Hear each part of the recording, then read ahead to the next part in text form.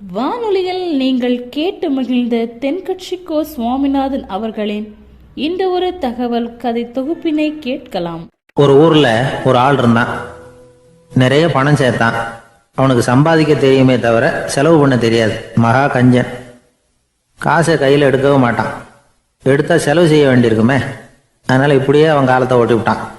வயசாயிட்டுது. அவனுடைய மனைவி ஒரு நாள் கேட்டாங்க, இவ்வளவு நாளா நீங்க என்னை எங்கேயுமே அழைச்சிட்டு போனதில்லை, இப்போவாவது அழைச்சிட்டு போகக்கூடாதா அப்படின்னாங்க. எங்க போகணும் சொல்லுன்னா. காசிக்கு போகணும், கங்கையில குளிக்கணும்னாங்க. இவன் பார்த்தான், இதுக்கு ஏன் அவ்வளவு தூரம் செலவு பண்ணிட்டு போகணும், நம்ம ஊர் ஆத்துலயே குளிக்கலாமே, இதுவும் புண்ணிய நதி தான், இங்க குளிச்சா அங்க குளிச்ச பலன் கிடைச்சிரும் அப்படின்னா. சரின்னு 2 பேரும் ஆத்தங்கரைக்கு போனாங்க. அன்னைக்கு ஏதோ விசேஷம், நிறைய கூட்டம், நிறைய பேர் குளிச்சுக்கிட்டு இருக்கிறாங்க. கரையில் சில புரோகிதர்கள் நின்றுக்கிட்டு இருக்கிறாங்க. குளிக்கிறதுக்கு முந்தி அவங்க கிட்ட உட்காந்தா ஏதோ மந்திரம்லாம் சொல்லுவாங்க, கொஞ்சம் காசு கொடுக்க வேண்டியிருக்கும். அதனால இவன் என்ன பண்ணான், ஆத்தங்கரையிலேயே கொஞ்சம் தூரம் போனான். ஊரை விட்டு தள்ளி வந்துட்டான். அங்கே யாருமே இல்லை. அப்பாடான்னு சந்தோஷப்பட்டான். குளிக்கலாம்னு புறப்பட்டான். இந்த நேரம் கடவுள் பார்த்தார், இந்த கஞ்சனுக்கு ஏதாவது புத்தி போகட்டணும் அப்படின்னு நினைச்சார். உடனே ஒரு புரோகிதர் மாதிரி உருவத்தை மாத்திக்கிட்டு அந்த ஆள் முன்னாடி வந்து நின்னார். அவனுக்கு அதிர்ச்சி. இங்க யாருமே இருக்க மாட்டாங்கன்னு நினைச்சா இங்கேயுமே ஒரு ஆள் வந்துட்டாரு, என்ன பண்றதுன்னு யோசனை பண்ணான். புரோகிதர் உருவத்தில் இருந்த கடவுள் சொன்னார், இதை பாருங்க, இன்னைக்கு விசேஷ நாள், நீராடுறதுக்கு முன்னாடி சுயகல்பம் பண்ணிக்கிறது ரொம்ப நல்லது அப்படின்னார். என்கிட்ட பணம் எதுவும் இல்லையேன்னா. பரவாயில்ல, அப்புறமா கொடுங்க, வாங்கிக்கிறேன். ஆனா ஒண்ணு, எவ்வளவு கொடுப்பீங்கிறத மட்டும் இப்பவே சொல்லி கொடுங்க அப்படின்னார். இவன் ரொம்ப யோசனை பண்ணான். ஒரு 10 பைசா தரேன் அப்படின்னா. சரின்னு ஒத்துக்கிட்டு எல்லா கிரியைகளையும் அவர் செஞ்சார். அதுக்கப்புறம் கணவனும் மனைவியும் ஆத்துல குளிச்சாங்க. அவர் போயிட்டார். கொஞ்ச நாள் கழிச்சு அவன் வீட்டுக்கு வந்தார், கடனை வசூல் பண்றதுக்கு. வாசல்ல நின்றுகிட்டு இருந்த அவன் மனைவி இவரை பார்த்ததும் தயங்க ஆரம்பிச்சாங்க. அந்த அம்மா கிட்ட விஷயத்த சொன்னார். அந்த அம்மா ஓடி போய் உள்ள இருக்கிற தன்னுடைய கணவர்கிட்ட சொன்னாங்க. அவன் யோசனை பண்ணான், இப்போ வெளியில போனா அவனுக்கு 10 காசு கொடுக்க வேண்டியிருக்கும், அதனால எனக்கு காய்ச்சல்னு அந்த ஆளுகிட்ட சொல்லிவிடு, இன்னொரு சந்தர்ப்பத்தில் என்னை வந்து பார்க்க சொல்லு அப்படின்னா. அந்த அம்மா போய் சொன்னாங்க. அப்படிங்களா, அப்படின்னா அவரை நான் உடனே போய் பார்க்கணுமே அப்படின்னு உள்ள நுழைய ஆரம்பிச்சார். அவங்க மறுபடியும் இருங்க தான் வரேன்னு சொல்லிவிட்டு உள்ள ஓடி விஷயத்த சொன்னாங்க. இது ஏதுடா வம்பா போச்சு அப்படின்னு பார்த்தான். மனைவியை கிட்டத்தில் கூப்பிட்டான். இதோ பாரு, ஜன்னி கண்டு நான் இறந்து போயிட்டதா சொல்லிவிடு அப்படின்னா சொன்னாங்க. புரோகிதர் பார்த்தார். அப்படின்னா ஒரு வழியா இருந்து அவருடைய இறுதி சடங்குகளையே நானே முடிச்சுட்டு போயிடுறேன் அப்படின்னார். உள்ள இருந்தவன் யோசனை பண்ணான், அந்த ஆள் என்ன விடமாட்டான் போல இருக்கு, அதனால ஒரு சவப்பெட்டியில் என்னை வச்சு தூக்கிக்கிட்டு மயானத்துக்கு போங்க, பார்த்துக்கலாம் அப்படின்னா. புரோகிதரும் விடுற மாதிரி இல்லை, கூடவே நடந்து போயிட்டு இருக்கிறார். அங்க இறக்கி சடங்குகளை முடிச்சுட்டு தீ வைக்கிற நேரம் பொட்டிக்குள்ள இருந்த நம்ம ஆளு அலறி அடிச்சுட்டு வெளியில ஓடி வந்தான். புரோகிதர் உருவத்தில் இருந்த கடவுள் சிரிச்சார், தன்னுடைய சுய உருவத்தை காட்டினார். அதுக்கப்புறம் அவனை கூப்பிட்டு, இதை பாருப்பா, ஏன் இப்படி அல்லாடுற, ஏதாவது வர வேணும்னா கேள் தரேன் அப்படின்னார். அவன் யோசனை பண்ணான். பகவானே, ஒரே ஒரு வரம் தான் உங்ககிட்ட கேட்கணும்னா. என்ன வேணும் கேளுன்னார். அந்த 10 பைசா தட்சணையை தள்ளுபடி பண்ணா போதும் அப்படின்னா. கடவுளும் சரின்னு சொல்லிட்டு போயிட்டார். இப்படி ஒரு கதையை சுவாமி சிவானந்தர் சொல்லியிருக்கிறார். செல்வந்தர்கள் பல பேர் இப்படித்தான் இருக்கிறாங்க. தாங்களும் அனுபவிக்க மாட்டாங்க, அடுத்தவங்களுக்கும் கொடுக்க மாட்டாங்க. இது மாதிரியான கஞ்சர்களுக்கு இந்த உலகம் இல்லை, அந்த உலகம் இல்லைங்கிறார் அவர். இந்த கதையில கடவுள் கடன் வசூலுக்கு வந்தது மாதிரி நம்ம ஊர் ஆள் ஒருத்தன் இன்னொருத்தர்கிட்ட 10 பைசா கடன் கொடுத்துட்டான். திருப்பி வாங்கறதுக்கு நடையா நடக்கிறான். கடைசியா கேட்டான், நீ எப்பதான் கடனை திருப்பி தரப்போற, அதை முடிவா சொல்லுன்னா. வர்ற வியாழக்கிழமை கண்டிப்பா கொடுத்துருவேன் அப்படின்னானா அவன். அன்னைக்கு நான் ஊர்ல இருக்க மாட்டேனே அப்படின்னானா இவன். அதனால என்ன, நானும் தான் அன்னைக்கு ஊர்ல இருக்க மாட்டேன் அப்படின்னானா. ஒரு ஊர்ல 4 நண்பர்கள் இருந்தாங்க. 4 பேரும் சோம்பேறிகள். 4 பேருக்கும் எந்த வேலையும் செய்யறதுக்கு உடம்பு வளையறதில்லை. இருந்தாலும் சோம்பேறித்தனத்துல ஒருத்தருக்கு ஒருத்தர் கொஞ்சம் வித்தியாசம் உண்டு. அதுக்கு தகுந்த மாதிரி அவங்களுக்கு பேர் அமைஞ்சு போச்சு. ஒருத்தன் கால் சோம்பேறி, இன்னொருத்தன் அரை சோம்பேறி, அடுத்தவன் 3/4 சோம்பேறி, கடைசி ஆளு முழு சோம்பேறி. இவங்க 4 பேரும் நண்பர்கள். அப்புறம் எப்படி காரியம் நடக்கும்? 4 பேரும் ஒரு வீதியில் அப்படியே நடந்து போய்கிட்டு இருக்கிறாங்க. நல்ல பசி. எங்கேயாவது சோறு போடுவாங்களா அப்படின்னு பார்த்துக்கிட்டே வந்தாங்க. அவங்க வந்த வழியில் ஒரு ரூபா காசு கிடந்தது தரையில். அவங்க கண்ணில் அது பட்டுது. ஆனாலும் அதை குனிஞ்சு எடுக்கணுமே, அதுக்கு சோம்பேறித்தனம். முழு சோம்பேறி பார்த்தான். பக்கத்தில் வந்துக்கிட்டு இருந்த முக்கால் சோம்பேறிக்கிட்ட சொன்னானா, டேய் அதை கொஞ்சம் குனிஞ்சு எடுறா அப்படின்னானா. அவன் என்ன பண்ணான் தெரியுமா? அதுக்கு அடுத்தபடியாக வந்த அரை சோம்பேறிக்கிட்ட சொன்னானா, டேய் நீ அதை கொஞ்சம் குனிஞ்சு எடுறா அப்படின்னானா. அவன் இவனை விட மோசம். அடுத்தவங்ககிட்ட சொல்லியிருக்கிறான். அவனும் குனியறதுக்கு தயாராக இல்லை. ஆக கூடி கடைசியில் யாருமே காசை எடுக்கலை. என்னத்துக்கு அனாவசியமாக உடம்ப வளைச்சிக்கணும் அப்படின்னு எல்லாரும் பேசாமல் வந்துட்டாங்க. அவங்க பாட்டுக்கு நடந்து வந்துக்கிட்டே இருக்கிறாங்க. எதிரில் ஒருத்தன் வாழைப்பழத்தை வண்டியில் வச்சு தள்ளிக்கிட்டே வந்தான். ரூபாய்க்கு 4 பழம்னு கூவி விற்றுக்கிட்டே வர்றான். இப்போ அந்த முழு சோம்பேறி சொன்னானா, டேய் வழியில் கிடந்ததை 1 ரூபா, அதையாவது எடுத்துக்கிட்டு வந்திருந்தா இப்போ இந்த பழத்தை வாங்கி ஆளுக்கு ஒன்று சாப்பிட்லாமே அப்படின்னானா. ஆமாம் சாப்பிட்ருக்கலாமே அப்படின்னாங்களாம் மற்றவங்களும். ஆனாலும் திரும்பி போய் அதை எடுக்கணும்னு யாருக்கும் தோணலை. பேசாமல் சோர்ந்து போய் நடந்து வந்தாங்களாம். இருட்டி போச்சு. வழியில் ஒரு கோவில். சரி இங்கேயே படுத்து தூங்குவோம் அப்படின்னா ஒருத்தன். அதுதான் சரின்னாங்க மற்றவங்களும். அப்படியே மண்டபத்தில் படுத்துட்டாங்க. கோவில் அர்ச்சகர் வேலையெல்லாம் முடிச்சு விட்டு வெளியில் வந்திருக்காரு. இவங்கள பார்த்தாராம். ஏன் இப்படி சோர்ந்து போய் கிடக்குறீங்க அப்படின்னு விசாரிச்சிருக்காரு. 2 நாளாச்சுங்க நாங்கள் சாப்பிட்டு அப்படின்னாங்களாம். அவர் உடனே ஐயோ பாவம் அப்படின்னு சொல்லி பானை, விறகு, அரிசி, தண்ணி எல்லாம் கொடுத்து நீங்களே சமையல் பண்ணி சாப்பிட்டுக்கோங்க அப்படின்னு சொல்லிவிட்டு போயிட்டார். இந்த 4 பேருக்கும் சமையல் பண்ணி சாப்பிட்ணும்னு ஆசையாக தான் இருந்தது. ஆனால் அடுப்பு பற்ற வைக்கணுமே, அதுக்கு தீப்பெட்டி வேணுமே. தீப்பெட்டி இல்லை. இப்போ முழு சோம்பேறி ஆரம்பித்தான்.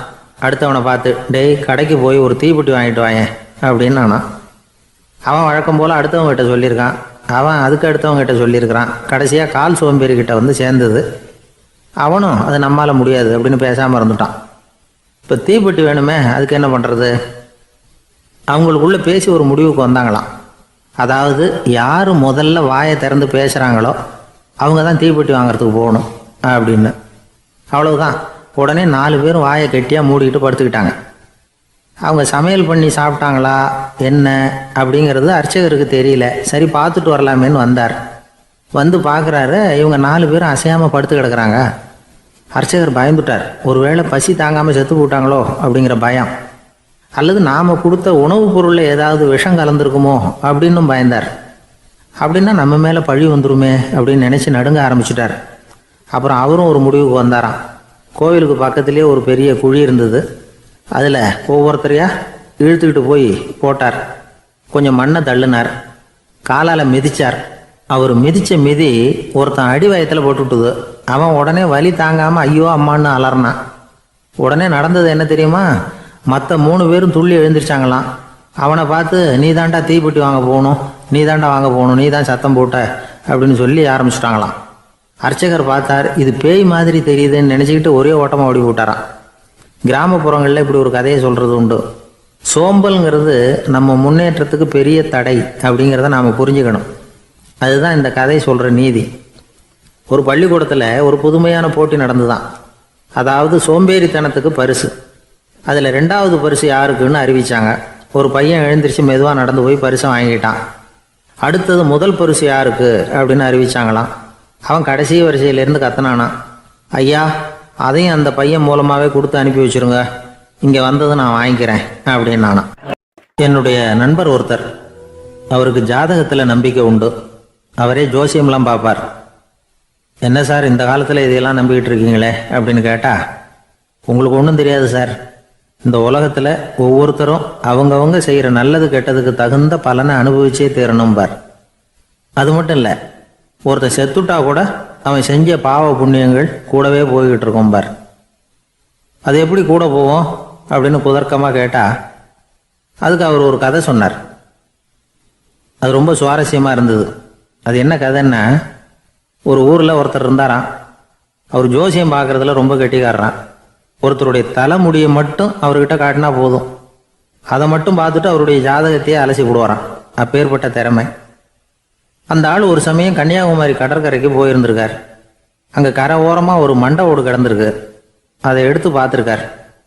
அந்த மண்டை ஓட்டை வச்சுக்கிட்டே அதோட ஜாதகத்தை அலசியிருக்கார். இந்த மண்டை ஓட்டுக்கு உரிய ஆசாமி வாழ்க்கையில் ரொம்ப கஷ்டப்பட்டிருக்கணும், நிறைய கஷ்டத்தை அனுபவிச்சிருக்கணும். அது தாங்க முடியாமல் தான் கடலில் விழுந்து தற்கொலை பண்ணிகிட்டு இருக்கான் அப்படிங்கிறத அவர் கணிச்சுட்டார். இருந்தாலும் இந்த மண்டை ஓடு இன்னமும் அனுபவிக்க வேண்டியது பாக்கி இருக்குது அப்படிங்கிறத அவர் உணர்ந்தாராம். அது சரி, ஒருத்தன் உயிரோடு இருக்கிற வரைக்கும் நல்லது கெட்டதை அனுபவிக்க முடியும், செத்ததுக்கு அப்புறமும் பாக்கி இருக்குன்னா அதை எப்படி அனுபவிக்கிறது? இந்த மண்டை ஓட்டுக்கு இன்னும் கொஞ்சம் பாக்கி இருக்குங்கிறது அவருக்கு புரிஞ்சதே தவிர அதோட அர்த்தம் என்னங்கிறது சரியாக விளங்கலை. சரி, இதை இன்னும் கொஞ்சம் விவரமாக ஆராய்ச்சி பண்ணுவோம் அப்படின்னு நினச்சிக்கிட்டு அதை தன்னுடைய வீட்டுக்கு எடுத்துகிட்டு போயிட்டார். அந்த மண்டை ஓட்டை ஒரு பெட்டியில் வச்சு பூட்டினார். தன்னுடைய தனி அறையில் அதை பத்திரமா வச்சுக்கிட்டார். தினமும் ராத்திரி ஆனதும் தன்னுடைய மனைவியை பார்த்து, நீ போய் பூஜை அறையில் தனியாக படுத்துக்க அப்படின்னு சொல்லிவிட்டு தினம் ராத்திரி 12 மணிக்கு பெட்டியை திறந்து அவர் பார்ப்பார். மண்டை ஓடு அப்படியே இருந்ததே தவிர இன்னும் கொஞ்சம் பாக்கி இருக்குங்கிறதுக்கு அர்த்தம் அவருக்கு விளங்கலை. அந்த மண்டை ஓட்டுக்கு இன்னும் என்ன பாக்கி இருக்க போகுது? எப்படியோ ஒரு 10 நாள் போச்சு. அந்த வீட்டம்மாவுக்கு சந்தேகம் வந்துட்டுது. நம்ம வீட்டுக்காரரு நம்மளை தனியாக ஏன் தூங்க சொல்கிறார் அப்படிங்கிற சந்தேகம். உடனே பக்கத்து வீட்டு அம்மா கிட்ட விஷயத்தை சொல்லியிருக்கிறாங்க. அந்த அம்மா உடனே, நீ கவலைப்படாத, நான் கண்டுபிடிச்சி சொல்கிறேன் அப்படின்னு சொல்லிவிட்டாங்களாம். அன்னைக்கு ராத்திரியே ஜன்னல் வழியாக எட்டி பார்த்துருக்குறாங்க. இந்த ஆள் மண்டை ஓட்டை கையில் வச்சுக்கிட்டு அது திருப்பி திருப்பி பார்த்துக்கிட்டு இருக்கிறான். அதை பார்த்துட்டாங்க. மறுநாள் காலையில் அவரோட மனைவியை பார்த்தாங்க. ஏம்மா, உன் வீட்டுக்காரருக்கு நீ முதல் மனைவியா 2வது மனைவியா அப்படின்னு கேட்டாங்களாம். எனக்கு தெரிஞ்ச வரைக்கும் நான் ஒருத்தி தான் அவருடைய மனைவி அப்படின்னாங்களாம் அவங்க. அப்படி இல்லை, நீ அவருக்கு 2வது மனைவி. முதல் மனைவியின் மண்டை ஓட்டை தான் அவர் தினமும் ராத்திரியில் எடுத்து பார்த்துக்கிட்டு இருக்கிறார் அப்படின்னாங்க அடுத்த வீட்டு அம்மா. அப்படியா விஷயம் அப்படின்னு சொல்லிவிட்டு கணவன் வீட்டில் இல்லாத நேரமாக பார்த்து அந்த மண்டை ஓட்டை எடுத்து கொண்டாந்து ஒரு உரலில் போட்டு உலக்கையால் குத்தி நொறுக்க ஆரம்பிச்சிட்டாங்க. வெளியில் போயிருந்த அந்த ஆள் அப்போ தான் உள்ளே நுழைஞ்சார். மண்டை ஓடு உலக்கைக்கிட்ட குத்து வாங்கிக்கிட்டு இருக்கு.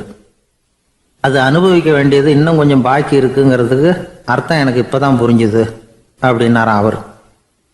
இந்த கதையிலேருந்து நாம் இன்னொரு நீதியையும் புரிஞ்சுக்கணும். அதாவது நம்ம வீட்டை பற்றி நமக்கு புரியாததெல்லாம் அடுத்த வீட்டுக்கு, வெளிநாட்டுக்கு போகணும்னு ஆசை. ஆனால் அவனுக்கு எந்த மொழியும் தெரியாது.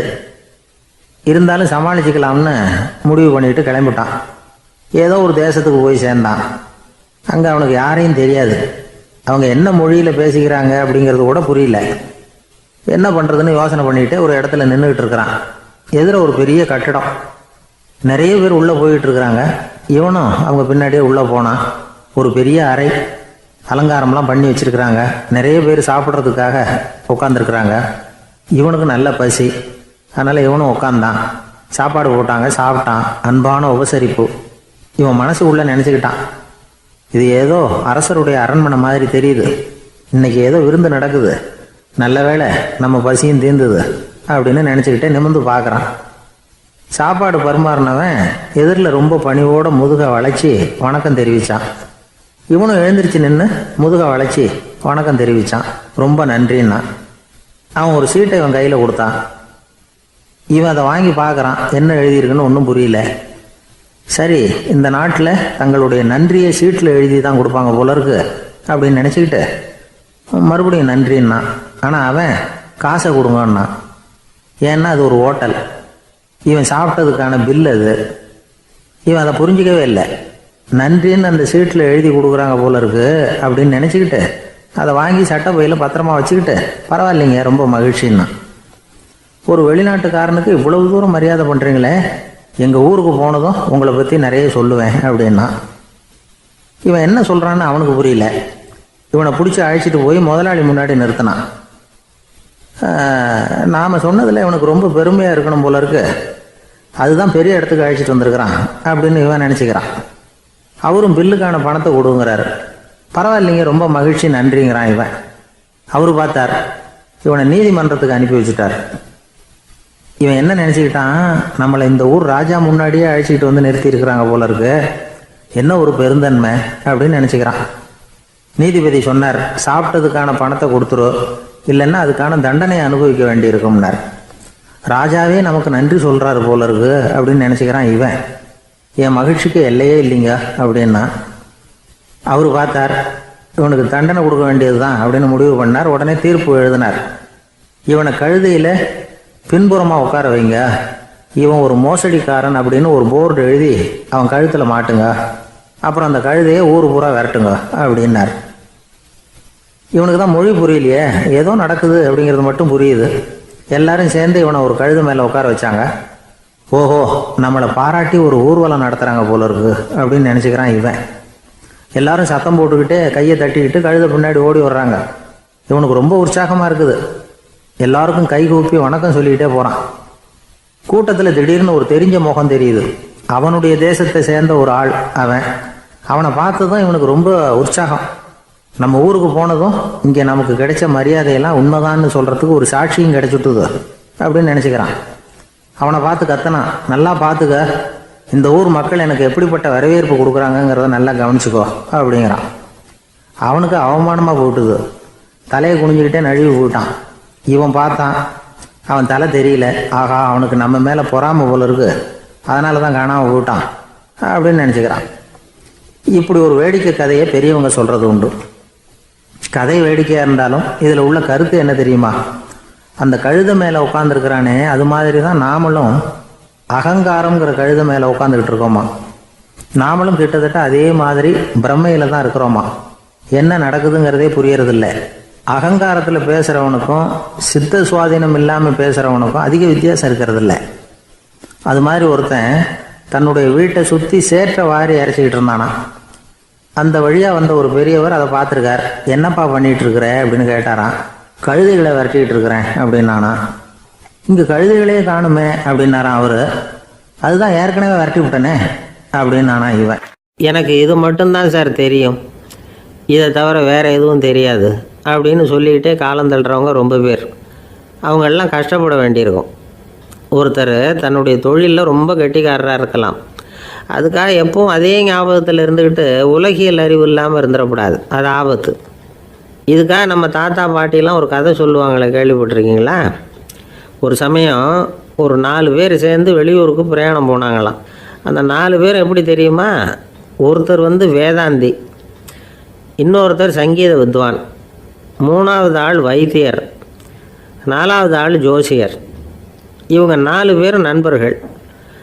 அதனால் சேர்ந்து புறப்பட்டாங்க. வழியில் ஒரு ஊரில் தங்கினாங்க. இருட்டி போச்சு. அதனால் இன்றைக்கி ராத்திரி இங்கேயே தங்கி இருந்துட்டு நாளைக்கு புறப்படலாம் அப்படின்னு தீர்மானம் பண்ணாங்க. சாப்பாட்டுக்கு என்ன பண்ணுறது? அங்கேயே கடத்தெருவுக்கு போய் சாமான்லாம் வாங்கியாந்து சமைச்சு சாப்பிட்லாம்னு முடிவு பண்ணாங்க. 4 பேர் இருக்கிறதுனால ஆளுக்கு ஒரு காரியமாக செய்யலாம் அப்படின்னு வேலையை பிரிச்சுக்கிட்டாங்க. வைத்தியர் கறிகாய் வாங்க போனார், வேதாந்தி எண்ணெய் வாங்க போனார், ஜோசியர் பலசரக்கு வாங்க போனார், சங்கீத வித்வானுக்கு சமைக்கிற வேலை. எல்லாம் சரி. ஆனால் நடந்தது என்ன தெரியுமா? கடைத்தெருவுக்கு காய்கறி வாங்க போனார்ல வைத்தியர், அங்கே போய் மார்க்கெட்டில் பார்த்தார். ஒவ்வொரு கறிகாயாக எடுத்து பார்த்தார். இது பித்தம், உடம்புக்கு ஒத்துக்காது, இது வாயு, உடம்பு ஒத்துக்காது அப்படின்னு ஒவ்வொன்றா தள்ளினார். கடைசியில் ஒன்றுமே தேரல, வெறுங்கையோடு திரும்பி வந்துக்கிட்டு இருக்கிறார். எண்ணெய் வாங்க போனார் வேதாந்தி, அவர் ஒரு தொன்னையில் எண்ணெயை வாங்கினார். பேசாமல் அதை எடுத்துகிட்டு வர வேண்டியது தானே, முடியல. அவருடைய வேதாந்த மூளை சிந்திக்க ஆரம்பிச்சுட்டுது. இந்த தொன்னைக்கு எண்ணெய் ஆதாரமா அல்லது எண்ணெய்க்கு தொன்னை ஆதாரமா அப்படிங்கிற ஆராய்ச்சியில் இறங்கினார். என்னாச்சு தெரியுமா? அப்படி கவுத்து பார்த்தார். வாங்கின எண்ணெய் பூராவையும் வழியில் கொட்டிவிட்டு வெறும் தொண்டையோடு சேர்ந்தார். பலசரக்கு வாங்க போனார் ஜோசியர்.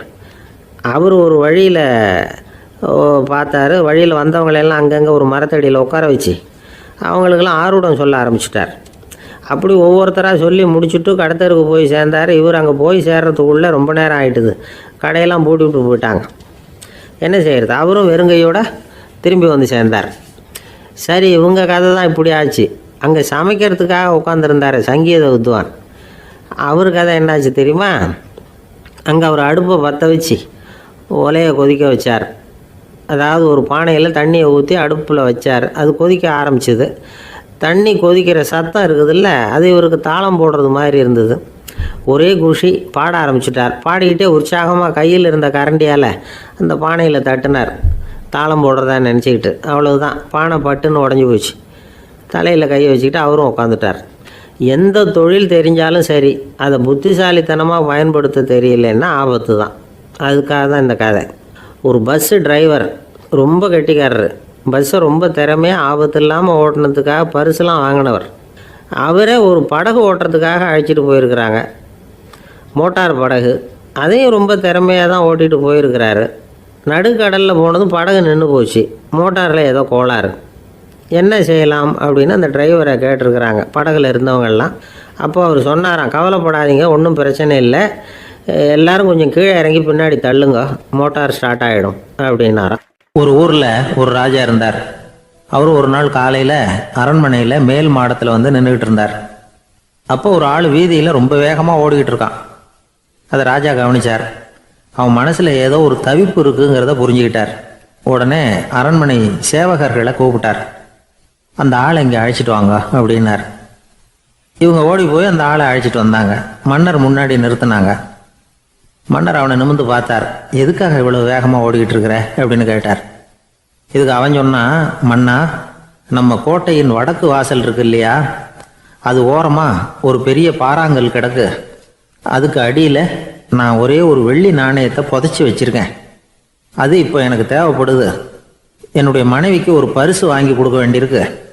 அதுக்காக தான் அவசரமாக ஓடிக்கிட்டு இருக்கிறேன் அப்படின்னா.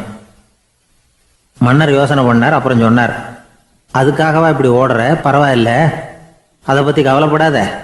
நான் உனக்கு 10 வெள்ளி காசுகள் தர்றேன், வாங்கிட்டு திரும்பி போ அப்படின்னார். இவன் தலையை சொரிஞ்சான்.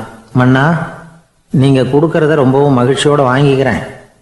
இருந்தாலும் அதுக்கப்புறம் அந்த வடக்கு வாசலுக்கு போய் அங்கே இருக்கிற ஒரு நாணயத்தையும் எடுத்துக்கிட்டு போயிடுறேனே அப்படின்னானா. இதை பாருப்பா, அந்த ஒரு நாணயத்தை மறந்துடு, உனக்கு 100 வெள்ளி நாணயங்கள் தரேன் இருக்கார். மன்னா, ரொம்ப மகிழ்ச்சி, உங்கள் மாதிரி தாராள குணம் வேற யாருக்கும் வராது. நீங்கள் கொடுக்குற 100 நாணயங்களையும் வாங்கிக்கிறேன். இருந்தாலும் வடக்கு வாசலுக்கு போய் அதையும் எடுத்துக்கிட்டா 101 ஆகிடுமே அப்படின்னானா. இதை பாருப்பா, அந்த ஒரு நாணயத்தை மறந்துடு, அது எக்கேடாவது கெட்டு போகட்டும். நான் உனக்கு 100 பொற்காசுகள் தரேன், அதையாவது வாங்கிட்டு வந்த வழியிலேயே திரும்பி போடுன்னாரான். தங்க நாணயங்களே தரேன்னு சொல்கிறீங்க, தாராளமாக வாங்கிக்கிறேன். இருந்தாலும் வடக்கு வாசலுக்கு போய் அப்படின்னு மறுபடியும் ஆரம்பித்தான். அரசர் வந்து பொறுமை இழந்துட்டார். கடைசியாக ஒரு முடிவுக்கு வந்துட்டார். இதை பாருப்பா, உனக்கு என்னுடைய ராஜ்யத்திலேயே பாதியை கொடுத்துட்றேன், அப்படியாவது திருப்தியாக திரும்பிப்போ அப்படின்னாராம். மன்னா, உங்களுடைய பெருந்தன்மைக்கு ஈடு இணையே கிடையாது. தேசத்திலேயே பாதி பிரித்து கொடுக்குறேன்னு சொல்கிறீங்க, அதனால் உங்ககிட்ட ஒரு சின்ன வேண்டுகோள் அப்படின்னானா. சொல்லுன்னாராம் மன்னர் ஆர்வமாக. இவன் மெதுவாக ஆரம்பித்தான். அப்படி இந்த ராஜ்யத்தை 2ஆக பிரிக்கிறப்போ அந்த வடக்கு வாசல் இருக்கிற பக்கத்தை என்கிட்டயே கொடுத்துருங்கோ அப்படின்னானா. மன்னர் அசந்து போயிட்டார். இந்த கதை எதுக்காகன்னு கேட்டால், மனம்ங்கிறது ஒரு குரங்குங்கிறத புரிஞ்சுக்கிறதுக்காகத்தான். உன்னை பிடிச்சிக்கிட்டா லேசில் விடாது. அப்படிப்பட்ட மனசை அறிவு தான் வழி நடத்தணும். அதில் தான் வாழ்க்கையின் வெற்றி அடங்கியிருக்குது. ஒரு சின்ன பையன் தெருவில் அழுதுகிட்டு இருந்தான். ஏன்பா அழுவுறேன்னு ஒரு பெரியவர் கேட்டார். 1 ரூபா காசை இங்கே தொலைச்சுட்டேன் அப்படின்னா. சரி, அதுக்காக அழாத, அதுக்கு பதிலாக 10 ரூபா தரேன், இந்தா வச்சுக்கோன்னு கொடுத்தாரு. அந்த 10 ரூபாயை வாங்கி சட்டப்பையில் போட்டுக்கிட்டு அதை விட அதிகமாக சத்தம் போட்டு அழ ஆரம்பிச்சுட்டான். மறுபடியும் ஏன்டா அழறேன்னு கேட்டார் பெரியவர். அந்த 1 ரூபாயும் கிடச்சிட்டுதுன்னா இப்போ என்கிட்ட 11 ரூபா இருக்குமே, இப்போ 10 ரூபா தானே இருக்குது அப்படின்னு சொல்லிவிட்டு அழறான். ஒரு ஊரில் ஒரு இளைஞன் இருந்தான். ஒரு நாள் அவன் ஒரு குருவை தேடிட்டு புறப்பட்டான். ஊரை விட்டு வெளியில் போனான். போகிற வழியில் ஒரு காடு. அந்த காட்டில் ஒரு மரத்தடியில் ஒரு பெரியவர் உட்காந்துருக்கிறார். அமைதியாக மௌனமாக அவர் அமர்ந்திருக்கிறார். இந்த பெரியவரை விசாரிக்கலாம், குருவை தேடி கண்டுபிடிக்கிறதுக்கு இவர் ஏதாவது ஒரு வழி சொல்லி கொடுப்பார் அப்படின்னு நினச்சிக்கிட்டு அவரை நெருங்கினான். ஐயா, எனக்கு ஒரு குரு தேவை, எங்கே கிடைப்பார்? அவரை எப்படி அடையாளம் கண்டுபிடிக்கிறது? அதை பற்றி ஏதாவது விவரம் சொன்னீங்கன்னா நான் கண்டுபிடிச்சிக்குவேன் அப்படின்ட்டுருக்கான். பெரியவர் நிமிர்ந்து பார்த்தார். தம்பி, அது ரொம்ப சுலபம். அவர் வயசானவராக இருப்பார், என்னை விட சுமார் 30 வயசு அதிகமாக இருக்கும். அவர் ஒரு மரத்தடியில் தான் உட்காந்துருப்பார் அப்படின்ட்டுருக்கான். சரிங்க பெரியவரே, அது என்ன மாதிரியான மரம், எப்படி இருக்கும் அப்படின்னு கேட்டிருக்கான். பெரியவர் அந்த விவரங்களையும் சொல்லியிருக்கிறாரு. அது மட்டும் இல்லை, சந்திக்கிற நாள், நேரம், வினாடி முதற்கொண்டு எல்லா விவரங்களையும் துல்லியமாக சொன்னாராம். இவ்வளவு விவரங்களை இவரால் எப்படி சொல்ல முடியுது அப்படின்னு இவனுக்கு ஆச்சரியம். இருந்தாலும் அந்த பெரியவர் கடைசியாக ஒரு விவரம் சொன்னார். அது என்ன தெரியுமா? எப்படியும் நீ அவரை சந்திக்கிறதுக்கு ஒரு 30 வருஷம் ஆகும் அப்படின்னு சொல்லிவிட்டாராம். ரொம்ப நன்றிங்க பெரியவரே அப்படின்னு சொல்லிவிட்டு அந்த இளைஞன் புறப்பட்டுருக்கான். இப்போ அவனுக்கு குரு பற்றின விவரம் எல்லாம் கிடச்சிட்டுது, சந்திக்கிற நேரமும் தெரிஞ்சுட்டுது. ஆனால் 30 வருஷம் அவரை தேடி அலைய வேண்டியிருக்குமே. அவன் தேட ஆரம்பித்தான். காடு மலை எல்லாம் சுற்றி அலைஞ்சான். பல வருஷங்கள் தேடினான். அழுத்து போயிட்டான். கடைசியில் அவனுக்கும் வயசாகிட்டுது. கடைசியில் தன்னுடைய சொந்த ஊருக்கே திரும்பி போய்கிட்டு இருந்தான். அங்கே ஒரு மரத்தடியில் அவன் தேடிக்கிட்டு இருந்த குருநாதர் கிடைச்சார். யார் அவருன்னா, 30 வருஷத்துக்கு முன்னாடி வழி சொல்லி கொடுத்தாருல அதே பெரியவர். அவருக்கு இப்போ 30 வயசு அதிகமாக இருந்தது. அதே மரம். அன்னைக்கு பெரியவர் சொன்ன அடையாளம் இப்போ பொருத்தமாக இருந்தது. இப்போ அந்த பெரியவர் சொன்னார், சரியாக வந்து சேர்ந்துட்டேன், வா, உனக்காக தான் நான் இவ்வளவு காலமும் காத்துக்கிட்டு இருந்தேன் அப்படின்னாரான். என்ன சொல்கிறீங்கன்றிருக்கான். 30 வருஷத்துக்கு முன்னாடி என்கிட்ட வந்தியே, அப்போவே என் காலம் வந்து முடிஞ்சு போயிருந்தது. அப்போவே என்ன உனக்கு அடையாளம் தெரியல, அதனால் இவ்வளவு காலம் உனக்காக காத்துட்ருக்கும்படி ஆகிட்டுது அப்படின்னாராம். ஐயா, அப்போவே நீங்கள் சொல்லியிருக்கலாமே, இதுதான் 30 வருஷம் கழித்து நீ சந்திக்க போகிற இடம், நான் தான் உன்னுடைய குரு அப்படின்னு சொல்லியிருக்கலாமே அப்படின்ட்டுருக்கான். அந்த பெரியவர் சிரிச்சுக்கிட்டே இதுக்கு பதில் சொன்னாராம், நான் எவ்வளவோ விவரமாக தான் சொன்னேன், நீ சரியாக புரிஞ்சிக்கல. காரணம், அப்போ நீ போதுமான அளவுக்கு பக்குவம் பெற்றிருக்கவில்லை. அதனால் புரியும் சக்தி இல்லாமல் போயிட்டுது. அப்போது 30 ஆண்டு காலம் நீ அலைஞ்சு தெரிஞ்சிருக்கிற, அது காரணமாக இப்போ உனக்கு அந்த பக்குவம் வந்துட்டுது. அதனால தான் அடையாளம் காண முடிஞ்சது, நானே உன்னுடைய குரு அப்படின்னாராம். இதிலேருந்து என்ன தெரியுதுன்னா, ஆன்மீகத்தில் மாணவனாக சேர்றதுக்கு கூட ஒரு பக்குவத்தன்மை தேவைப்படுது. ஒரு பெரிய ஞானி, அவர்கிட்ட சீடனாக இருக்க ஒருத்தன் வந்தான். எதிரில் நின்னான். ஞானி அவனை வெகு நேரம் உற்று பார்த்தார். அப்புறம் சொன்னார், சீடனாக இருக்கிறது ரொம்ப சிரமம்னார். நான் தயாராக இருக்கிறேன்னா. அது இன்னமும் சிரமமாச்சே, இங்கே வந்து குருவாக இருக்கிறது மட்டுமே சுலபம் அப்படின்னாராம். அப்படின்னா நான் குருவாகவே ஆயிடுறேன் அப்படின்னானா. இது போலவே இந்த காலத்தில் கதை ஒன்று உண்டு. ஒரு பள்ளிக்கூடத்தில் வகுப்பு ஆசிரியர் மாணவனை திட்டிக்கிட்டு இருந்தார். டேய், நீ 100க்கு 10 மார்க்கு தான் வாங்கிக்கிட்டு இருக்க, இவ்வளவு மோசமாக நீ படித்தா கடைசியில் மாடு மேய்க்கிறது கூட லாய்க்கு இல்லாதவனா ஆகிடுவேன், அதுக்கப்புறம் என்ன செய்ய போகிறேன் அப்படின்னாராம். பையன் தலையை சொரிஞ்சிக்கிட்டே சொன்னானா, சார் அப்படின்னா ஒன்று செய்கிறேன் அப்படின்னானா. இவர் கேட்டிருக்கார், என்ன செய்ய போகிறேன்னு. வேறு என்ன சார், உங்களை மாதிரி ஒரு ஆசிரியர் ஆகிடுறேன் அப்படின்னானா. வாழ்க்கையில் சில சந்தர்ப்பங்களில் நாம் வந்து சில அவமானங்களை சந்தித்தே தீர வேண்டியிருக்கு. என்ன பண்ணுறது, காலம் அப்படி. அவமானப்படுறவங்க உடனே அடங்கி போய்டுறது தான் உலக வழக்கம். அவமானப்பட்டால் உடனே சீறி எழுறவங்களும் உண்டு. ஆனால் அதையே ஒரு சவாலாக எடுத்துக்கிட்டு முன்னுக்கு வர்றவங்களும் சில பேர் இருக்கிறாங்க. அவங்க ரொம்ப அபூர்வம். இன்றைக்கி மனோதத்துவ நிபுணர்கள்லாம் என்ன சொல்கிறாங்க தெரியுமா, அவமானப்பட்டுட்டா உடனே அடங்கி போயிடக்கூடாதான், அதையே ஒரு சவாலாக எடுத்துக்கிட்டு மனசில் ஒரு வைராக்கியத்தோடு முயற்சி பண்ணினா வாழ்க்கையில் எல்லாரும் முன்னேறலாமா. அவமானங்கிறத நாம் வந்து வைராக்கியமாக மாற்றிக்கணும், அதுதான் வெற்றிக்கு வழி. ராமர் வந்து இந்த பூமியில் பிறந்ததே ஒரு வைராக்கியத்தினால தான் சார் அப்படின்னார் ஒருத்தர். எப்படிங்க அது அப்படின்னு கேட்டேன். அவர் சொன்னார், தசரதருக்கு ராமர் வந்து குழந்தையாக வந்து பிறக்கணும், அப்போ தான் இங்கே இருக்கிற கஷ்டங்கள்லாம் நீங்கும் அப்படின்னு சர்வ லோகமும் எதிர்பார்த்துக்கிட்டு இருக்குது. ஆனால் அவர் எப்போ வந்து பிறப்பார் அப்படின்னு யாருக்கும் தெரியல. அந்த காரியம் சீக்கிரம் நடக்கணுமே, அதுக்கு என்ன பண்ணுறது. நாரதர் வந்தார் ஒரு நாள் தசரதரை தேடி. தசரதா, உனக்கு ஒரு செய்தி தெரியுமான்னு ஆரம்பித்தார். அவர் எப்பவும் இப்படித்தானே ஆரம்பிக்கிறது வழக்கம். என்ன விஷயம்னு கேட்டார் தசரதர். தசரதா, நீ அடிக்கடி உன்னோட தேரில் ஏறிக்கிட்டு தேவலோகத்துக்கு போகிற, அங்கே போகிற வர்ற எல்லாம் பண்ணிகிட்ருக்க, எல்லாம் சரி. தேவலோகத்துலேயும் உன்னை நல்லபடியாக தான் வரவேற்கிறாங்க. தேவேந்திரன் உன்னை பிரியமாக அழைச்சிட்டு போய் தன்னுடைய அரியாசனத்திலேயே தனக்கு பக்கத்திலேயே உட்கார வைக்கிறான். நீயும் சந்தோஷமாக உட்காந்து பேசிவிட்டு வந்துடுற. ஆனால் நீ இங்கே வந்ததுக்கு அப்புறம் அங்கே என்ன நடக்குது தெரியுமா உனக்கு அப்படின்னாரான் நாரதர். என்ன நடக்குது, எனக்கு ஒன்றும் தெரியலையே அப்படின்னாரான் தசரதர். நாரதர்கிட்ட வந்து கிட்டத்தில் வந்து கேட்டிருக்கார், கொஞ்சம் சொல்லுங்கள் என்னது அப்படின்னு. அவர் ஒரு நெருங்கி வந்தாராம் நாரதரும்.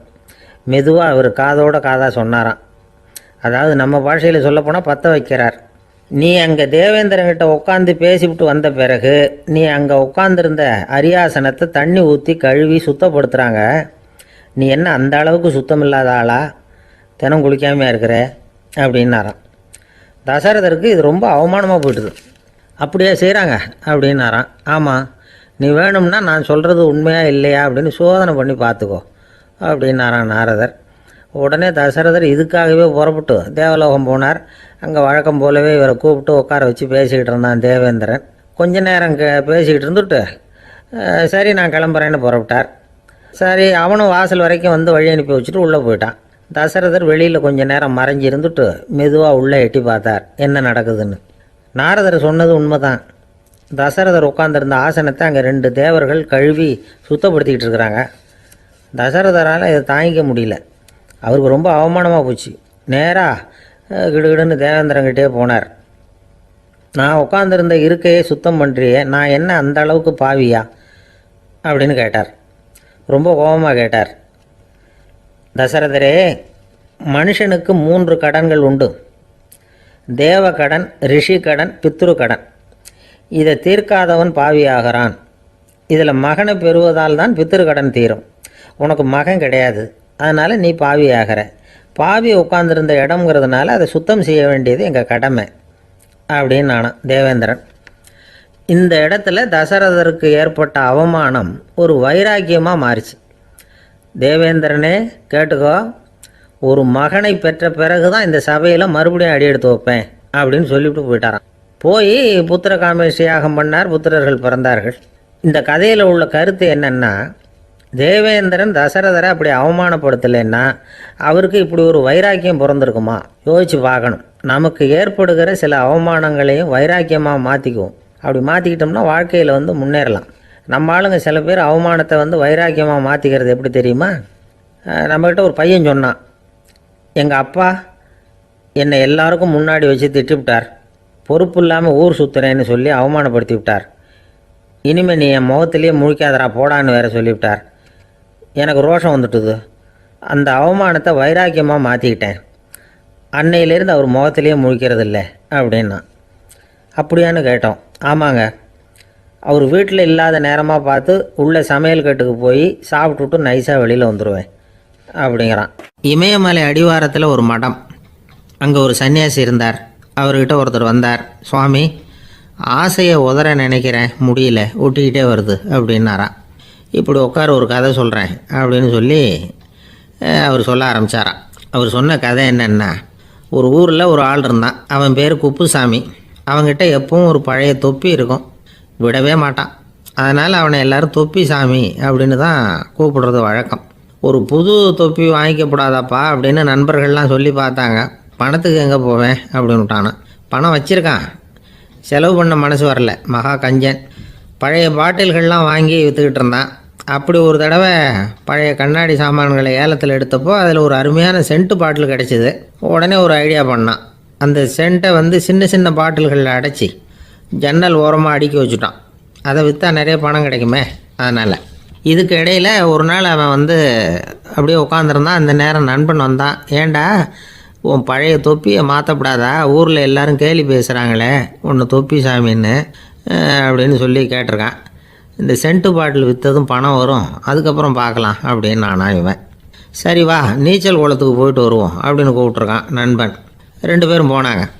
அதே நேரம் அந்த ஊர் நீதிபதியும் அங்கே குளிக்க வந்தாராம். அவர்கிட்ட இருந்தது விலை வசந்த ஒரு புது தொப்பி. அதை அங்கே இருந்த ஸ்டாண்டில் மாட்டிவிட்டு குளிக்க போனார். இதுக்கிடையில் குப்புசாமி குளிச்சுட்டு வந்தான். அவனுடைய பழைய தொப்பியை காணலை. அந்த புது தொப்பியை பார்த்தா இது நண்பனுடைய வேலை தான் அப்படிங்கிறதாக புரிஞ்சுக்கிட்டு அதை எடுத்து மாட்டிகிட்டு வந்துட்டான். நீதிபதி குளிச்சுட்டு வந்து பார்க்குறாரு, தொப்பியை காணும். போலீஸில் புகார் கொடுத்தார். அவங்க வந்து தேடினாங்க. ஒரு மூலையில் பழைய தொப்பி கிடச்சிது. அடடா, இது நம்ம குப்புசாமியோட தொப்பி இல்லையா அப்படின்னு நானா ஒருத்தன். உடனே அவன் வீட்டுக்கு தேடிட்டு போயிருக்காங்க. அங்கே போய் பார்த்தா புது தொப்பி அங்கே இருக்குது. உடனே அவனுக்கு 1000 ரூபா அபராதம் போட்டாங்களாம். அவன் பணத்தை கட்டிவிட்டு ரொம்ப எரிச்சலோடு வீட்டுக்கு வந்தான். பழைய தொப்பி கண்ணில் பட்டது. மறுபடியும் உன்னால் தானே எனக்கு 1000 ரூபா நஷ்டம் அப்படின்னு சொல்லி அதை எடுத்துக்கிட்டு அப்படி போயிருக்கான். அந்த ஊர் குளத்தில் வீசி எரிஞ்சிட்டு வந்துட்டான். அது மீன் பிடிக்கிற ஒருத்தன் கையில் சிக்கிச்சு. அவன் வர்ற வழியில் அதை எடுத்து வேகமாக வீசி எறிஞ்சான். அது நேராக குப்புசாமி வீட்டு ஜன்னல் வழியாக உள்ளே வந்து இந்த சென்ட்டு பாட்டில்கள் மேலே விழுந்து எல்லாம் உடஞ்சி நொறுங்கி போச்சு. குப்புசாமி பார்த்தான். தோட்டத்தில் ஆழமாக ஒரு குழியை வெட்டினான். அந்த தொப்பியை போட்டான், மூடிவிட்டான். இதை அடுத்த வீட்டுக்காரன் பார்த்தான். ஏதோ புதையல் தான் வச்சுருக்கான் போல இருக்குன்னு நினச்சான். போலீஸில் போய் புகார் கொடுத்துட்டான். மறுபடியும் போலீஸ் குழியை தோண்டினாங்க. பழைய தொப்பி மறுபடியும் வெளியில் வந்தது. எல்லோரும் சிரிக்கிறாங்க. அன்னைக்கு ராத்திரியே அந்த தொப்பியை எடுத்துக்கிட்டு நேராக புறப்பட்டான். ஒரு கல்லில் அதை சேர்த்து கட்டி குடிநீர் தொட்டி இருக்கும்ல, அதில் போட்டுட்டு வந்துட்டான். இனிமேல் என்ன பண்ணும் பார்ப்போன்னு. ஒரு நாள் திடீர்னு குழாயெல்லாம் அடைப்பட்டு போச்சு. மாநகராட்சி அலுவலர்கள் வந்து என்னன்னு பார்த்தா அந்த பழைய தொப்பி குழாயை அடைச்சிக்கிட்டு இருக்குது. இது குப்புசாமியோட தொப்பிங்கிறது தான் எல்லாருக்கும் தெரியுமே. உடனே குடிநீரை வந்து பாழாக்கணத்துக்காக குப்புசாமிக்கு கோர்ட்டு 2500 ரூபா அபராதம் போட்டுவிட்டுது. அதையும் கட்டிவிட்டு வெளில வந்தான். கடைசியாக முடிவு பண்ணான். ஒரு நெருப்பு குச்சியை கிழிச்சான், தொப்பியை கொளுத்தினான், எரிஞ்சுது. எடுத்து வெளில எரிஞ்சான். கொஞ்ச நேரத்தில் தீ அணைப்பு படம் வந்துட்டுது. ஆமாம், இவன் எடுத்து எரிஞ்சது வெளியில் விழுந்து வீட்டு கூரையே பற்றிக்கிட்டு எரிய ஆரம்பிச்சுட்டுது. அவனோட பணத்தாசையும் அதோடு சேர்ந்து எரிஞ்சு போச்சான். இப்படி ஒரு கதை. இந்த கதையை சொல்லி முடித்தார் அந்த இமயமலை அடிவாரத்தில் இருந்த சன்னியாசி. இப்போ அந்த குப்புசாமி எங்கே இருக்கிறான்னு கேட்டார் எதிரில் இருந்தவர். இதோ உன் எதிரிலே இருக்கிறான், நான் தான் அந்த குப்புசாமி அப்படின்னாரான் அந்த சன்னியாசி. அந்த குப்புசாமிகிட்ட இருந்தது மாதிரி ஒரு பழைய தொப்பி நம்ம ஒவ்வொருத்தர்கிட்டையும் உண்டு. அதை எப்படி தொலைக்கிறதுன்னு தெரியாமல் தடுமாறிக்கிட்டு இருக்கிறோம். அது என்ன தொப்பிங்கிறீங்களா? அதுதான் நம்மை சூழ்ந்திருக்கிற மாயை அப்படிங்கிறார் சுவாமி சின்மயானந்தர். மெய்ஞானம் கிடைக்கிறப்போ மாயை வந்து எரிஞ்சு போகும் அப்படிங்கிறது அவருடைய கருத்து. நம்மால் ஒருத்தர் வேகமாக ஓடி வந்தார். காலில் மாட்டியிருந்த பழைய செருப்பு ரெண்டையும் ஆவேசமாக தூக்கி ஒரு கிணத்துல போட்டுட்டு வெறுங்காலோடு நடந்து வந்துக்கிட்டு இருக்கிறார். ஏன் அப்படி பண்ணீங்க அப்படின்னு கேட்டோம். அந்த செருப்புக்கு சொந்தக்காரன் வந்து பின்னாடி வந்துக்கிட்டு இருக்கிறான், அதனால் அப்படி பண்ணேன் அப்படிங்கிறார் இவர். காசியில் இருக்கிற கடவுள் காசி விஸ்வநாதர், அங்கே இருக்கிற தேவி காசி விசாலாட்சி. இவங்க 2 பேரும் ஒரு நாள் பேசிக்கிட்டு இருந்தப்போ கடவுள் சொன்னார், இந்த மனிதர்களை நாம் ரொம்பவும் நம்பிக்கையோடு தான் படைச்சிருக்கிறோம். இருந்தாலும் அவங்களுக்கு தான் நம்பிக்கை இல்லை, எதுலேயும் ஒரு உண்மையான நம்பிக்கை இல்லாமல் வாழ்ந்துக்கிட்டு இருக்கிறாங்க அப்படின்னார். என்ன அப்படி சொல்கிறீங்க? அதை பாருங்கள், எவ்வளவு பேர் காசியை தேடிட்டு வந்து கங்கையில் குளிச்சுக்கிட்டு இருக்கிறாங்க. அவங்களெலாம் நம்பிக்கை இல்லைன்னா இவ்வளவு தூரம் தேடிட்டு வந்து இங்கே குளிப்பாங்களா அப்படின்னு நாங்கள் தேவி. சரி, அதை சோதித்து பார்க்கலாம் அப்படின்னு 2 பேரும் முடிவு பண்ணிக்கிட்டாங்க. உடனே ஒரு திட்டம் போட்டாங்க. அது எப்படின்னா, நாம் 2 பேருமே பக்தர்கள் மாதிரி உருவத்தை மாற்றிக்கிட்டு கங்கை கரைக்கு போக வேண்டியது. நான் வந்து கங்கையில் இறங்கி குளிக்கிறேன். கொஞ்ச நேரத்தில் சுழலில் மாட்டிக்கிட்டது மாதிரி நடிக்கிறேன். நீ உடனே கரையிலேருந்து சத்தம் போடும், என்னோடய வீட்டுக்காரரை யாராவது காப்பாற்றுங்களேன்னு சத்தம் போடும். அதோடு இன்னொன்று சொல்லு, யாராவது ஒரு புண்ணிய ஆத்மா அவர்கிட்ட போய் அவருடைய முடியை பிடிச்சி இழுக்கணும். அப்படி ஒரு சாபம் இருக்குது எங்களுக்கு. புண்ணிய ஆத்மா, அதாவது எந்த பாவமும் செய்யாத இல்லாத ஒருத்தர் தான் அவரை காப்பாற்ற முடியும். அப்படிப்பட்டவங்க யாராவது வெள்ளத்தில் குதித்து என்னுடைய கணவரை காப்பாற்றுங்கோ அப்படின்னு நீ சத்தம் போடு, கூச்சல் போடு, என்ன நடக்குதுன்னு பார்க்கலாம் அப்படின்னார் கடவுள். சரின்னு சொல்லி 2 பேருமா சாதாரண பக்தர்கள் மாதிரி கங்கை கரைக்கு வந்து சேர்ந்தாங்க. அவர் இறங்கி குளித்தார். திட்டம் போட்டது மாதிரியே சுழலில் மாட்டிக்கிட்டது மாதிரி கத்துனார். கரையில் இருந்த அந்த அம்மா, ஐயோ என் கணவரை காப்பாற்றுங்களேன், யாராவது காப்பாற்றுங்களேன்னு கத்துனாங்க. பல பேர் ஓடி வந்தாங்க. உடனே இவங்க, பாவம் இல்லாத புண்ணிய ஆத்மா ஒருத்தரால் தான் என்னுடைய கணவர் காப்பாற்றப்படணுங்கிறது விதி, அப்படி ஒரு சாபம் இருக்குது, அதனால் புண்ணிய ஆத்மா யாராவது அவர்கிட்ட போய் அவர் முடியை பிடிச்சி தூக்கினா அவரை காப்பாற்றி விடலாம் அப்படின்னாங்க. இவங்க இப்படி சொன்னதும் எல்லோரும் திகைச்சு போய் நின்றுட்டாங்க. ஒவ்வொருத்தருக்கும் அவங்க செஞ்ச பாவம்லாம் ஒவ்வொன்றா ஞாபகத்துக்கு வர ஆரம்பிச்சுட்டுது. சரி, இதுக்கு நாம் லாயக்கு இல்லை அப்படின்னு சொல்லி ஒதுங்கி போக ஆரம்பிச்சிட்டாங்க எல்லாம். இந்த சமயத்தில் யாரோ ஒருத்தர் வேகமாக ஓடி வந்தார். ஆற்றுல குதித்தார். அவர்கிட்ட போனார், முடியை பிடிச்சார், தூக்கினார், அவரை காப்பாற்றி கரைக்கு கொண்டுட்டு வந்துட்டார். அப்படி காப்பாற்றின அந்த ஆளை இவங்க 2 பேரும் தனியாக கூப்பிட்டுக்கிட்டு ஒரு மண்டபத்துக்கு வந்துட்டாங்க. வந்து விசாரிக்கிறாங்க. நீ யாரப்பா அப்படின்னு கேட்குறாங்க. ஏதும் தெரியாத மாதிரி. நான் இந்த ஊர் அன்ன சத்திரத்தில் வேலை செய்கிற ஒரு சமையல்காரன் அப்படிங்கிறார். நீ வந்து கங்கையில் குளிக்கிறது உண்டான்னு கேட்டிருக்காங்க. நான் இந்த ஊர்லேயே தான் இருக்கிறேன், இருந்தாலும் தினமும் கங்கையில் குளிக்கிறது இல்லை, எப்பாவது ஒரு நாள் அங்கே குளிப்பேன் அப்படின்னார். கங்கையில் மூழ்கி எழுந்திரிச்சா பாவம்லாம் தொலையும்னு சொல்கிறாங்க. அப்படி இருக்கிறப்போ அங்கே இன்றைக்கி கங்கையில் குளிச்சுக்கிட்டு இருக்கிறவங்கெல்லாம் தங்களை வந்து புண்ணிய ஆத்மாவாக நினைக்கல. கங்கையில் குளிக்காத நீ உன்னை வந்து புண்ணிய ஆத்மாவாக நினச்சி என்னை காப்பாற்ற வந்திருக்கிற, அது எப்படி அப்படின்னு கேட்டார். அதுக்கு அந்த ஆள் சொல்கிறான், கங்கையில் குதித்ததுக்கு அப்புறம் தானே உங்களை காப்பாற்ற போகிறோம்.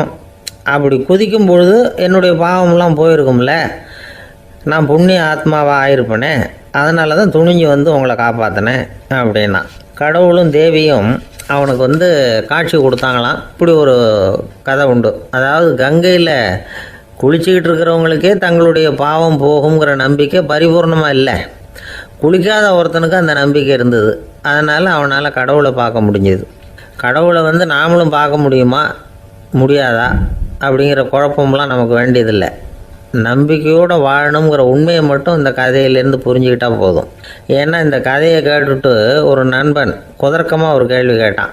ஏன் சார் கங்கையில் குளித்தா பாவம் போயிடும்னு சொல்கிறீங்களே, நான் எனக்கு வேண்டாத ஒருத்தனை அழைச்சிட்டு போய் கங்கையிலேயே தள்ளி விட்டுட்டு அதுக்கப்புறம் அங்கேயே முழுக்க போட்டுட்டு நான் செஞ்ச பாவத்தை வந்து அதுலேயே கழுவி விட்டுட்டு மறுபடியும் உங்ககிட்ட வந்துடுறேன்னு வச்சுக்கோங்க, நீங்கள் என்னை வந்து புண்ணிய ஆத்மான்னு ஏற்றுக்குவீங்களா அப்படிங்கிறான். ஆள் கொஞ்சம் அசந்தான் நம்மளே அங்கே அழைச்சிட்டு போனாலும் போயிடுவான். சங்கீத வித்வான்களில் பல வகை உண்டு. சில குறிப்பிட்ட ராகங்களை பாடுறதில் அவங்களுக்கு பெருமை வர்றது உண்டு. ஆனால் ஒருத்தர் இருந்தார், அவரால் ஒரு ராகத்துக்கே பெருமை வந்தது. அந்த ராகத்தை அவர் வாசித்து கேட்கணும் அப்படின்னு சொல்லுவாங்க. அது என்ன ராகம்னா தோடி ராகம். சரி, அந்த வித்வான் யாருன்னா அவர் தான் திருவாவடுதுறை ராஜரத்னம் பிள்ளை. பேராசிரியர் கல்கி ஒரு சமயம் தம்முடைய பத்திரிகையில் எழுதினாராம். அதை அப்படியே படிக்கிறேன் கேளுங்களேன். ஆகா, ஸ்ரீ ராஜரத்னம் பிள்ளையின் தோடி ஆலாபனையை முதலில் கேட்டபோது அவருடைய கற்பனையை விட்டு தள்ளுங்கள். நம்முடைய மனதில் என்னென்ன இன்பமயமான கற்பனைகள் எல்லாம் உதித்தன. குழந்தை தாயிடம் கொஞ்சம் குரலை கேட்டோம், அன்னை குழந்தையிடம் கொஞ்சம் குரலை கேட்டோம், ரதியும் மன்மதனும் பேசிக்கொண்ட காதல் மொழிகளை கேட்டோம், முருகன் சிவபெருமான் செவிகுளர மொழிந்த உபதேசத்தை கேட்டோம், கலைமகள் கவிஞனுக்கு அருளிய ஆசி மொழிகளை கேட்டோம், நாரத முனிவருடைய தம்பூரா சுருதியை கேட்டோம், ராவணன் தன் எலும்பை ஒடித்து வீணையாகச் செய்து வாசித்த கானத்தை கேட்டோம், கானப் பறவைகளின் கலகல ஒலியை கேட்டோம், கோலக் குயில்களின் குரல் இனிமையை கேட்டோம். இப்படிலாம் வந்து பேராசிரியர் கல்கி விமர்சனம் எழுதியிருக்கிறார். திருவாவடுதுறை ராஜரத்னம் பிள்ளை அவர்களுடைய வாசிப்பை கேட்டுட்டு டிஎன் ராஜரத்னம் பிள்ளை வந்து இறந்து போனார். அப்போது கவிஞர் கண்ணதாசன் எழுதினார், செவியனில் ஓடி எங்கள் சிந்தையில் ஓடி இந்த புவியெல்லாம் ஓடி நின்பார் பொங்கிய தோடி வேறிங்கு எவரிடம் போகும் ஐய இனி அதை காப்பார் யாவர் அவிந்தனின் சடலத்தோடே அவிந்தது தோடிதானும் அப்படின்னு எழுதினாராம். அந்த அளவுக்கு அவருடைய தோடியை வந்து ரசித்தவர்கள் உண்டு. அதே மாதிரி தோடின்னா என்னன்னு தெரியாமலே அவரை ரசித்தவங்களும் அந்த காலத்தில் உண்டு. அதாவது ஒரு பெரிய சபையில் இவர் வாசிச்சுக்கிட்டு இருக்கிறார். பாதியில் ஒரு பெரிய மனுஷன் உள்ளே வந்தார்.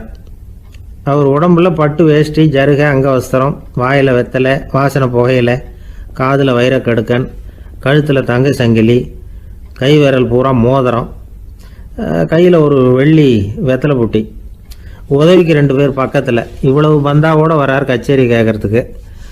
இப்படி வந்தவர் முதல் வரிசையில் வந்து உட்காந்தார்.